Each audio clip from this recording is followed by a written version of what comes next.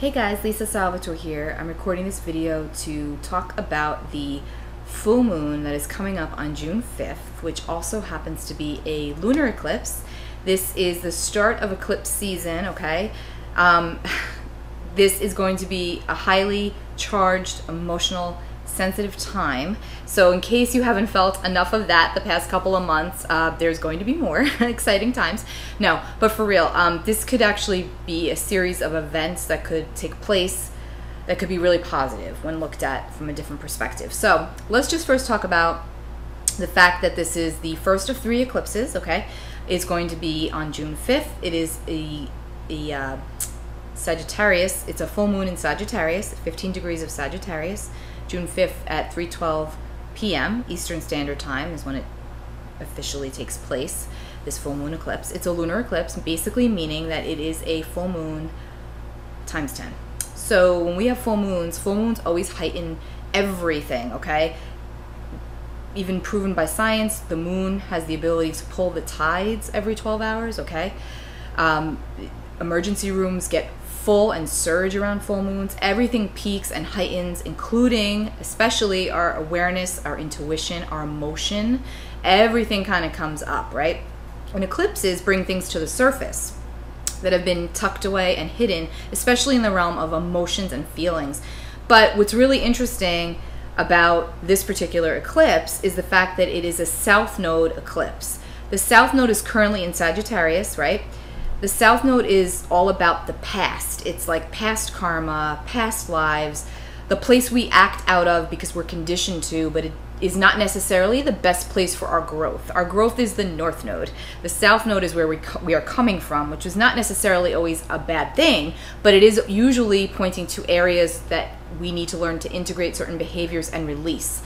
And full moons by themselves are about release. So when you look at the fact that this is a South Node eclipse, full moon, what is it that needs to be released? What is it that needs to be let go of? And the primary focus of this particular eclipse and eclipse season in general is going to be on our relationships. Like what we need to let go of within our relationships. What relationships do we need to let go out of our lives? What behaviors do we need to really do away with?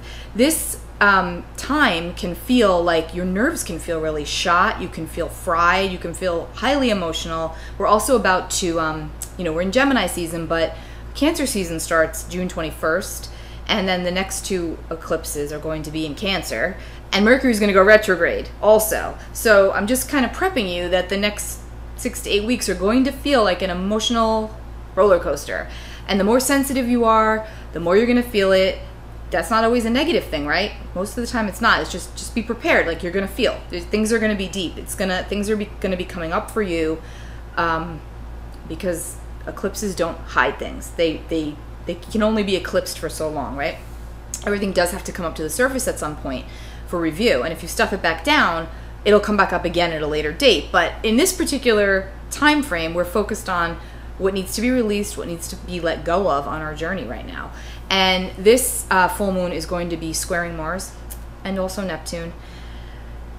And the sun, the moon, and Venus are also, are all being squared by Mars and Neptune. So that's something that it can feel extremely confusing. It can feel very anxiety producing. Mars wants to act, Neptune clouds things, Mars is in Pisces, it's already clouded, so there's this feeling of being underwater, basically. Especially when it comes to relationships and communication within those relationships, and there's definitely a feeling of like, I don't know what to do, I don't know what to say, I feel stuck. And so, I always say, sit with where you are. Don't push forward. If you're really feeling like you're coming up against that concrete wall, don't push forward. But this is a time of conversation. This is a time of speaking up and speaking your truth within your relationships. Where are you not being honest with yourself? And then maybe where are you not being honest with others, right? Because if you're not honest with yourself, chances are you're not really being honest with others, right? That's just kind of how it works. So yeah, this is going to be a full moon. It's also opposing Venus, and Venus is retrograde, right? So again, relationships at the forefront. If a relationship in your life or any relationships in your life are strained to any capacity or to a certain degree, this time will be very heightened, and like it could be make or break. And depending on the nature of that relationship, you know, also that impacts it, because if it's somebody that you live with, for example, and the relationship is strained, this will be a time where it likely will feel more strained. That's just reality. If this is someone you are not in close contact with, but the relationship is strained, it could be a time when the relationship just leaves your life, okay? Just gets severed, moves forward, is let go of, either by your choice, their choice, mutual, whatever. If you're in a space where your relationships are fantastic, then this will be a time of probably heightened communication and awareness, but also be careful, because there could still be like miscommunications because of Neptune and Mars here. Miscommunications, thinking that we're saying something that the other person is picking up on, but they're not. So try to be as clear and concise with what you're saying as possible. And just remember that everybody hears things out of the lens in which they can perceive. And we're all so different. So just being more mindful and compassionate of other people's feelings is really important, and it goes a long way. Not just at this time, but always, right? But eclipse season is always more powerful. It's always more potent. It always brings things up to the surface. And obviously for everybody that's different, because we all have very different astrological makeups, and our charts are different, and they get, you know, there's trigger points and different relationships in our lives. But overall, the overarching theme of this particular full moon lunar eclipse is one of our relationships.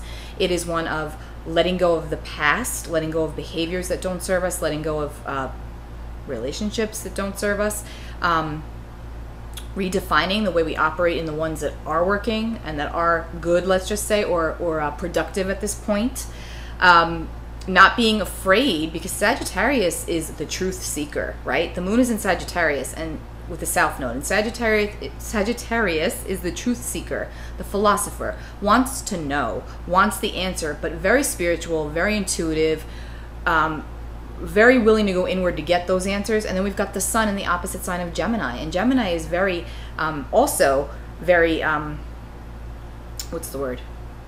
Insightful, and very, gets the information, but it's more like perceived through the mental lens with Gemini, whereas Sagittarius is more like the heart. So again, opposing, right? Sun is in Gemini, moon is in Sagittarius, opposing each other. We've got the full moon, lunar eclipse, with the South Node opposing Venus. Gosh, even as I'm saying this, I'm feeling like, whew, dizzy, because there's just a lot going on in the realm of our emotional worlds, and it's going to be heightened at this time, and this is the first of 3 eclipses. So just know that whatever comes up for you right now, and what has been coming up for you the past couple of weeks, couple of months even, is like a theme for you for the next 6 months within your relationships. And anything that you've been glossing over or brushing under the rug, it could even just be personal. It doesn't have to necessarily be about another person or people. It could be just about you. But anything that you've been brushing under the rug, just know that your soul is going to be speaking very loudly to you over the next 6 weeks about what you might be ignoring, or what you might be not allowing yourself to sit with for whatever the reason. It's going to get louder. So just know that. So I would suggest, like I always suggest, journaling is a big deal. Paying very close attention to what is going on inside of you, right? Also what is going on outside of you.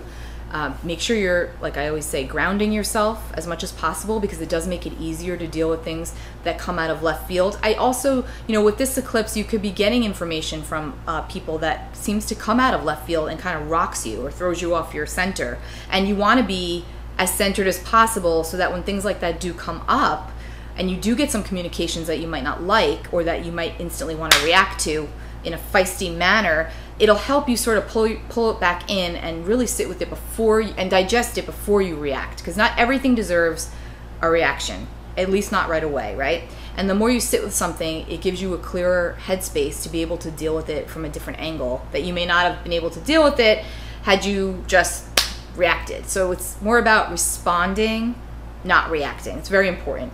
That's always important. But now more so than ever, right? Because there is, like I said, there is this extra emotional edge right now. Could feel highly combative. You could see people around you, you know, losing it, and you don't want to go down that rabbit hole. So you want to be as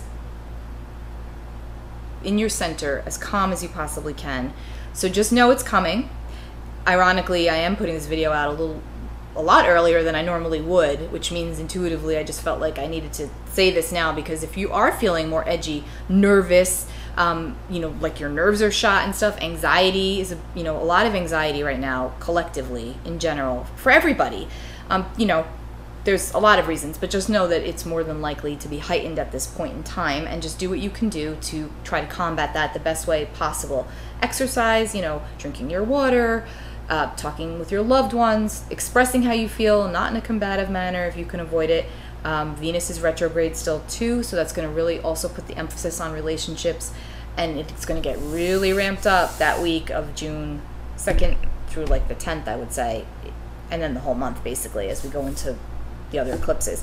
So anyway, you know, just sit with it, do what you need to do, honor where you're at right now, let go of what needs to be let go of, do the work. You know, it's not always going to be easy, but usually it's necessary. The South Node does ask us to release things. And also know that there could be around eclipses, because they are fated points of the moon. They are. And they're fated points in life. So sometimes things come in from the outside to catapult a break in something that's not working anyway. So just keep that in mind too, that not every ending has to be disruptive or destructive. It could just simply be time. And you know, sometimes, and in some cases, these eclipses do come through, and they are gateways of change and fated points in our lives that where things will happen. And that's not going to be that way for everybody, remember, but if it could happen that way. So just, you know, just look at it as, you know, sometimes things are really gifts in disguise. I'm going to pull a card for this full moon. I'm using my soul journey cards. I'm not using tarot cards.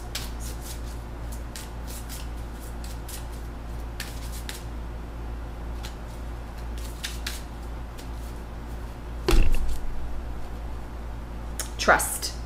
I accept that my inner voice will always guide me correctly. Yeah, guys.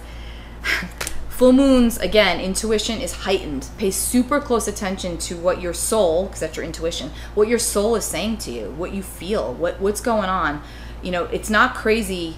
We've gotten to a point in life, many of us have gotten to that point in life where we don't trust our intuition enough. We feel, and then we rationalize, we intellectualize, we make an excuse, or like, no, that's not real. But meanwhile, that's your gut, that's your soul talking to you and telling you something's right for you, something's wrong for you, this is this. And it may not always be 100% accurate, but you do get the feelings, and we're most of the time conditioned to act out of the ego and not out of the soul. And so this is a time where, you know, we're being asked to trust that. We're being asked to go inward, trust the inner calling, trust the messages we're receiving, trust the intuitive guidance. I always tell people, you know, before you go to bed at night, just, you know, write it down, speak to whoever, a loved one, whoever you talk to, whoever you pray to, and ask for guidance in your sleep. Because remember, when you're sleeping, subconscious can come in and you can get those messages. And even though they may seem insignificant, dreams are so fascinating, right? I'm sure many of you watching this know that. Our dreams do tell us things. They do give messages. Even at the time, we may not know it, but later, if we look back, it makes a lot of sense. So pay close attention to your dreams now more than ever. Those will be heightened as well with the Neptune aspects that we've got going on currently. You could be getting messages as to how to react to certain situations or respond to certain situations. But above all else, please just trust yourself right now. Trust your soul. Trust your inner knowing. Trust that you're being led in the right direction. And if you don't know, just be in the moment until you're ready, until you get that push. Take good care of yourselves, guys. I will talk to you all real soon. My links are below. LisaSalvatore.com. Bye.